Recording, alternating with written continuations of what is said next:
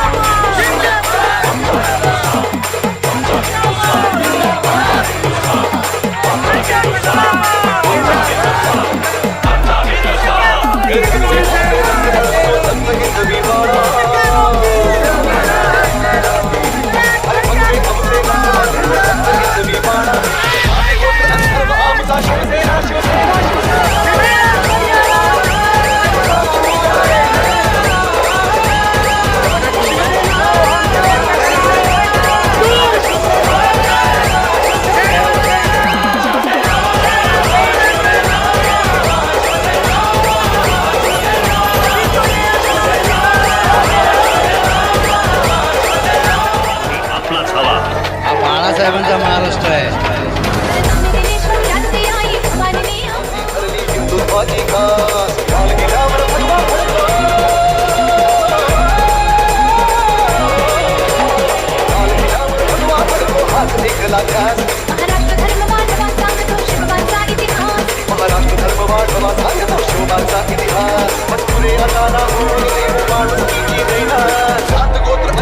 स्वीकार करी है ना, और चाहे किसी दिन है वो किसी हमें जो हमारे के दिल्ली तमन्ना के शिव सैनिक हमारे किसी दिन बाला साहब ठाकरे अपना पहुंचा है, और बाला साहब ठाकरे बन के आज हम दंडवत अपने थोड़ा सा प्रणाम करना चाहिए, है ना, और ये आशीर्वाद और प्यार बनाए।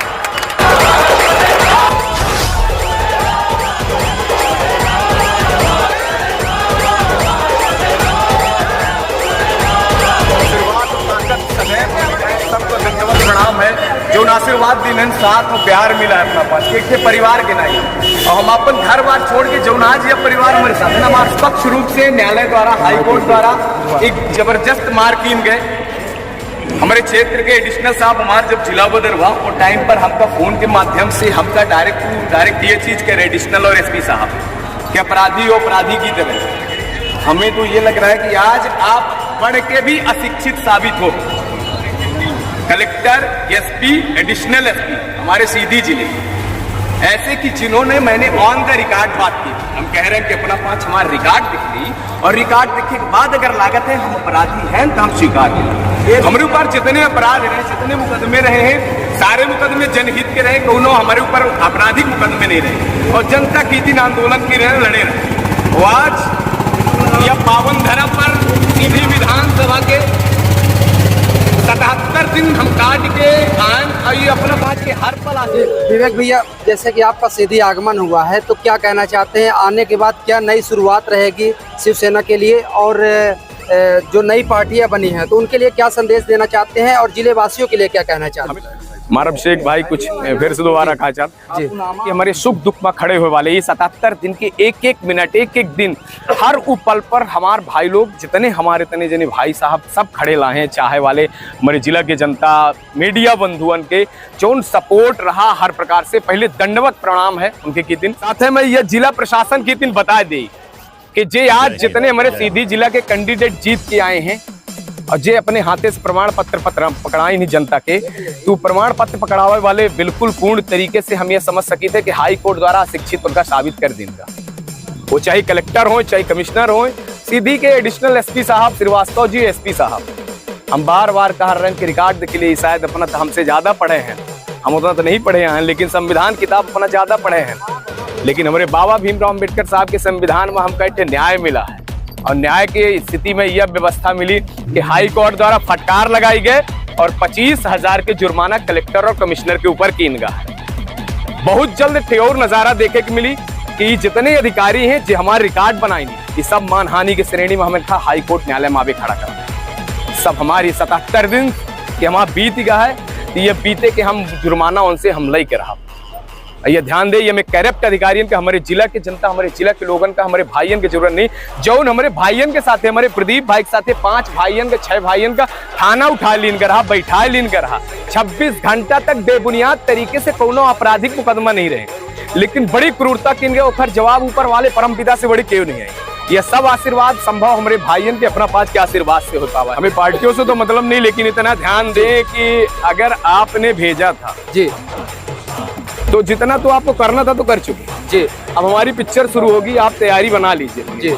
तो हमें ना तो जनप्रतिनिधि जो बने, ना उनका खौफ, ना हमें उनके सत्ताधीश के बैठे हुए अधिकारियों का खौफ, जिनकी बपौती ये समझ के रख रहे हैं कि उनके बाप की कुर्सी है, उनकी कुर्सी है, तो उसका जवाब भी हम तरीके से देंगे। एक सवाल और पूछना चाहूंगा विवेक भैया आपसे कि आपको जब जिला बदर किया गया तो यहाँ से पुलिस की टीम आपको यूपी के बॉर्डर में खींची गई, तो आपको ये नहीं लगता है कि एक बहुत बड़ा सवाल उठता है कि विकास दुबे जैसी घटना हो सकती थी आपके साथ? इसके बारे में क्या कहना चाहते हैं? हमें बिल्कुल भी डर नहीं था। विकास दुबे हो या जो भी हो, अपराधी थे, आपराधिक मुकदमे थे। विवेक पांडे कोई अपराधी नहीं है। जितना भी लड़ा है तो जनता के लिए, अपने भाइयों, अपने परिवार के लिए, अपने लोगों के लिए। बहुत से लोग, बाकी लोग तो जिला बदर हुए, तो उनके साथ ऐसा नहीं हुआ, आप ही के साथ ऐसा। ये तो अलग से समझ लें कि जैसी करनी वैसी भरनी जी। ये आपको प्रमाण मिल जाएगा कि मैं कोई अपराधी नहीं था, मेरे ऊपर कोई आपराधिक मामले नहीं थे, उसका खामियाजा देखने को मिला। ये जिले की जनता भी जानती मैं कोई अपराधी नहीं था, उसका निष्पक्ष रूप से सामने आया है जी।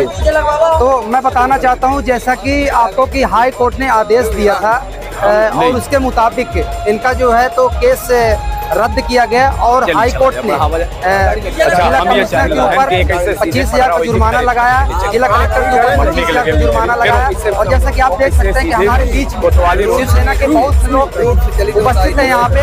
विवेक पांडे जी शिवसेना प्रदेश उपाध्यक्ष के पद पर नियुक्त हो चुके हैं, और देखना यह होगा कि जिलाध्यक्ष के तौर पे कौन उतरता है और क्या नया होगा रणनीति शिवसेना की। धन्यवाद। एक साथ विराम देते हैं आप। जय मां भवानी।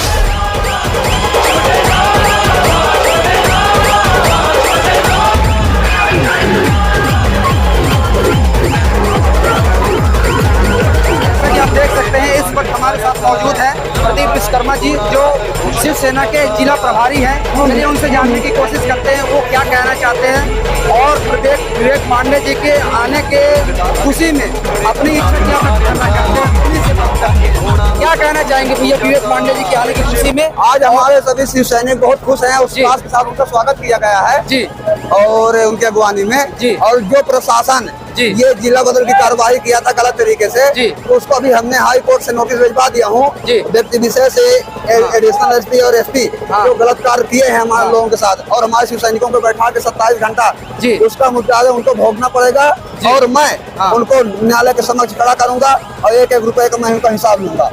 और जो हमारे पार्टी का नुकसान हुआ है, हमारी पार्टी चुनाव नहीं लड़ पाई है उनकी वजह से, और हमारे लोगों की जो क्षति हुई है उसका भी उनको ज्यादा भेजना पड़ेगा। आज हमें बड़ा उत्साह हो रहा है, बड़ी खुशी की बात है कि हमारे लोग हमारे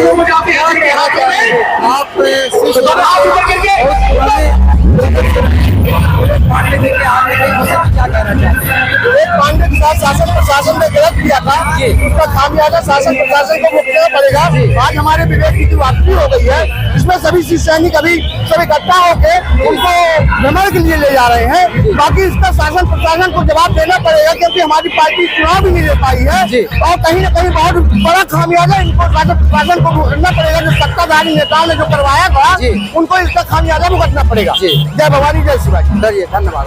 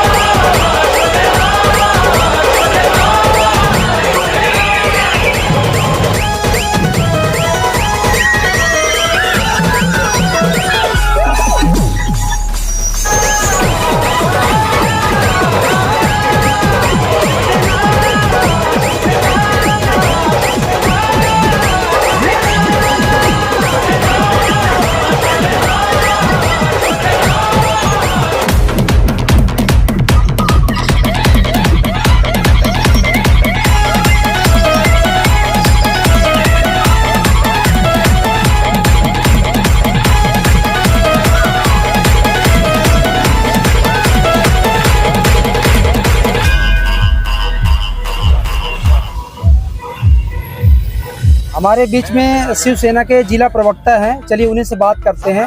जी भैया, नाम क्या है? देखिए, मैं उपेंद्र तिवारी अंजू मेरा नाम है जी। और मैं शिवसेना का जिला प्रवक्ता जी। और आप आगे कुछ सवाल करेंगे तो फिर मैं क्या बताऊं। कहना चाहेंगे विवेक पांडे जी के आने की खुशी में शिवसेना क्या करेगी, आगे क्या प्लान है, और जिला प्रवक्ता होने के नाते आप क्या कहना चाहेंगे? चुनाव के मुताबिक जो चुनाव होने वाले थे उनके साथ जिला बदल कर दिया गया, तो क्या कहना चाहेंगे इसके विषय में? देखिए, पहली चीज तो मैं ये कहना चाहता हूं कि कोई पार्टी जिसने नींव खड़ा किया है वो गलत व्यक्ति नहीं थे जी। वो बहुत महान व्यक्ति थे जी। लेकिन आज जो सत्ता में विराजमान कुछ ऐसे लोग हैं जो अपना उल्लू सीधा करने के लिए जिसको राजनीतिक तौर पे प्रतिद्वंदी समझते हैं, तो उनको ये लगता है कि अगर ये विपक्ष अगर हमारी जो कमियों को उजागर करेगा, टारगेट करेगा, तो निश्चित रूप से हमारी सरकार नहीं बनेगी, हम सत्ता पे विराजमान नहीं होंगे। इसलिए उस आवाज जो बुलंद है, उस बुलंद आवाज को दबाने के लिए प्रशासन को ये लोग मिला जुला करके और दबाव बना करके प्रशासन के ऊपर और इनके ऊपर कार्यवाही करवाते हैं। विवेक जी हमारे शिवसेना के जिलाध्यक्ष हैं, पूर्व जिलाध्यक्ष थे, अभी तो हाल में उनको प्रदेश अध्यक्ष की उपाधि मिल गई है, वर्तमान में है भी।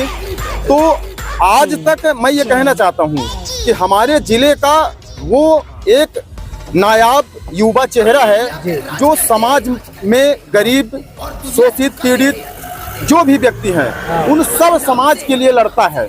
आज तक विवेक पांडे जी के ऊपर जितने भी मुकदमे लगाए गए हैं प्रशासन द्वारा, सब टोटल फर्जी हैं। मैं झूठ नहीं बोल रहा हूँ, जनता देख रही है, यहाँ का प्रशासन भी देख रहा है, यहाँ का शासन देख रहा है, सब देख रहे हैं। अच्छा, ये एक सवाल और उठता है जिला कलेक्टर और कमिश्नर जी के ऊपर। कमिश्नर जी संभाग में बैठते हैं, जैसा कि हर कोई जानता है, उनके ऊपर 25-25 हजार रुपए का उन्होंने कॉस्ट लगाया है। इस विषय में क्या कहना चाहेंगे? पब्लिक के नज़र में ऐसा क्या मैसेज जाएगा लोगों के बीच में? ये बहुत बड़ी बात होती है। आज तक मुझे जानकारी ऐसे जहाँ तक है कि राजनेताओं को लेकर ऐसी जानकारी नहीं मिली, इस तरह दबाव बनाकर इतनी बड़ी कार्रवाई की गई हो और न्यायालय ने, उच्च न्यायालय ने, हाई कोर्ट ने फटकार लगाई है। क्या कहना चाहेंगे? देखिए, एक चीज मैं कहूँगा कि जब जब इंसान समाज में कुछ अच्छा करने के लिए आता है तो निश्चित रूप से उसको परेशान करने के लिए उसके प्रतिद्वंदी हर तरह के हथकंडे अपनाते हैं। तो न्यायालय सर्वोपरि है। न्यायालय हमारी एक संवैधानिक व्यवस्था है और न्यायालय में विराजमान व्यक्ति जो न्याय करता है, जो जजमेंट करता है, वो सबसे महान है, वो भगवान के स्वरूप होता है।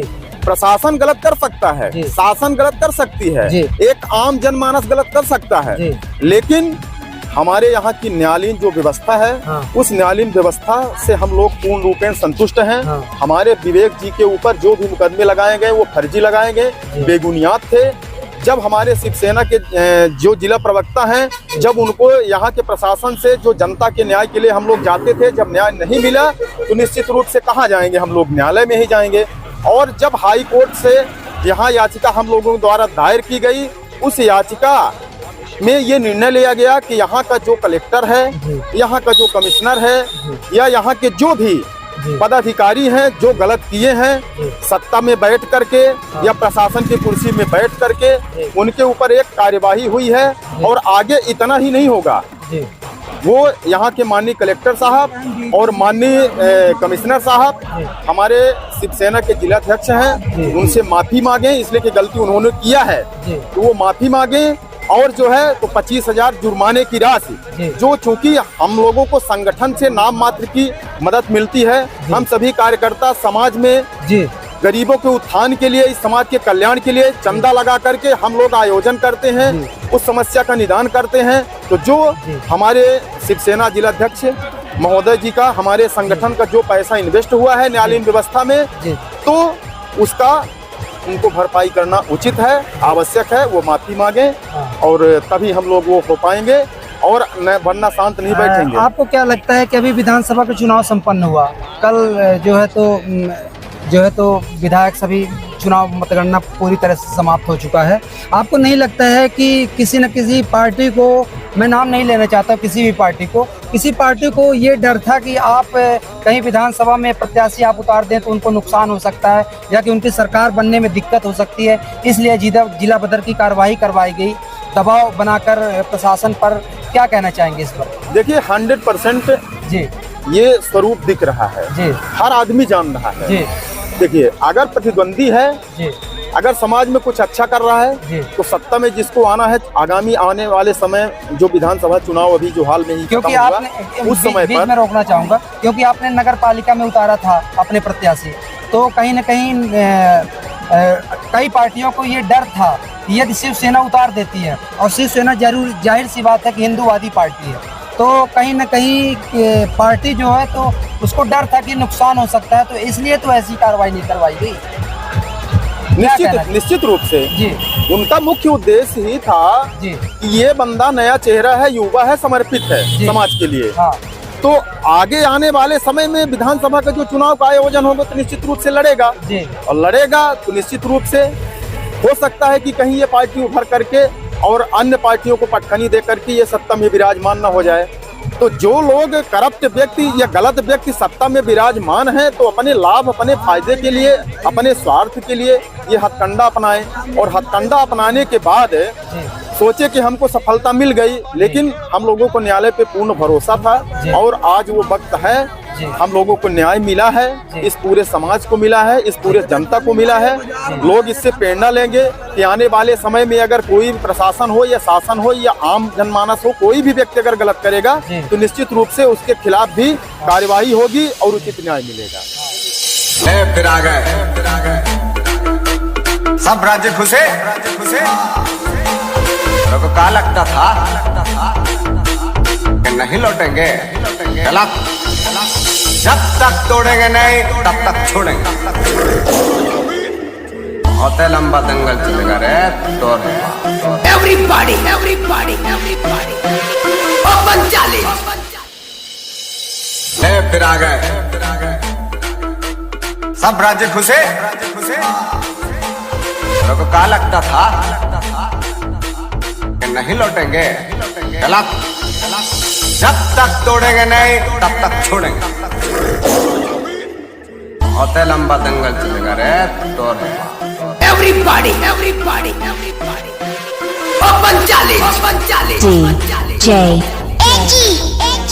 One and only। फिर आ गए सब राज्य खुशे,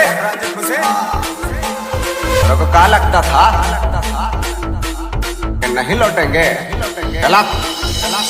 जब तक तोड़ेंगे नहीं तब तक छोड़ेंगे। होते लंबा दंगल चलेगा रे तोड़। जय हिंद, जय महाराष्ट्र।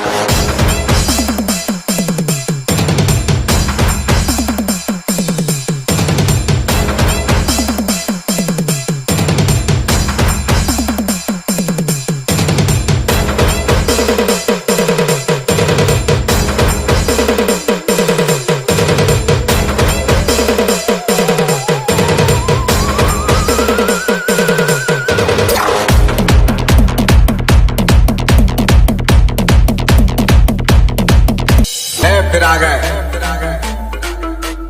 सब राज्य खुशे, को क्या लगता था कि नहीं लौटेंगे, गलत। जब तक निष्पक्ष रूप से, स्पष्ट तौर से ये कहा जाए, जिन्होंने गैर कानूनी तरीके से राजनीतिक सियासत में रहते हुए राजनीतिक सियासत का पुतला बन के जिम्मेदार अधिकारी हमारे कलेक्टर साहब जो कहते हैं IAS और जिम्मेदार IPS हमारे SP साहब जैसे लोग, मैं शुरू से निवेदन करता रहा कि मेरी डायरी देखी जाए, मैं आजकल अपराधी हूँ, लेकिन इन्होंने सत्ता के इशारे पे बैठे विधायक सांसद जो भी रहे उनके द्वारा इशारे पे मेरा जिला बदल किया गया। मैंने कमिश्नर साहब से भी मैंने कहा था फोन पर, आप महोदय डायरी चेक कर लीजिए, नहीं माने। में ये चीज़ें स्पष्ट हो गई कि आज लोकतंत्र में ये चीज़ें सामने बाबा साहब ने जिस प्रकार से संविधान का निर्माण किया और इस निर्माण के देखते हुए आज मुझे न्याय मिला और कलेक्टर और कमिश्नर के ऊपर आपका 25,000 रुपये की फाइन हुई और कार्यवाही की गई और सदसद्र मने न्याय के साथ जो अत्याचार हुए मेरे साथ उसे न्याय मिला है और आशा करते हैं कि हमारी लड़ाई आगे भी जब तक ये जारी रहेगी। जिस प्रकार डेवलपमेंट डबल करेंगे, अभी तो एक एक्शन देख रहे हैं लेकिन अब रिएक्शन भी साथ में ही हमारे ही।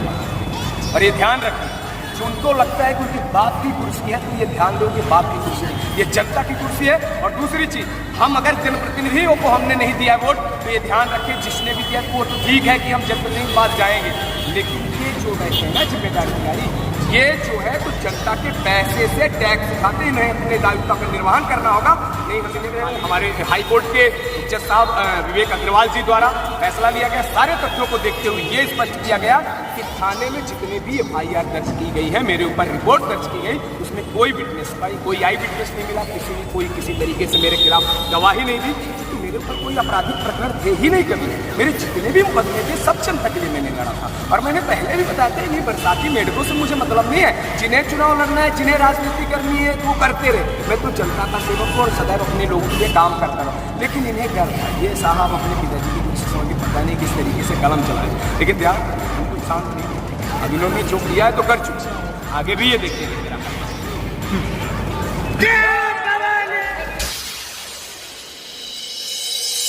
फिर आ गए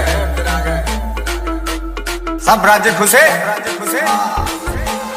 को क्या लगता था कि नहीं लौटेंगे, गलत। जब तक तोड़ेंगे नहीं तब तक छोड़ेंगे। बहुत लंबा दंगल चलेगा रे तो। Everybody. जय हिंद, जय महाराष्ट्र।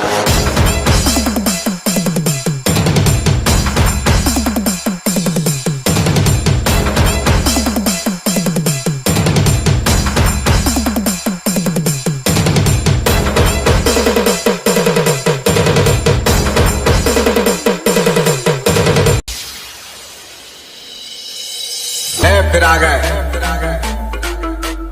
सब राज्य खुशे को क्या लगता था कि नहीं लौटेंगे, गलत। जब तक तो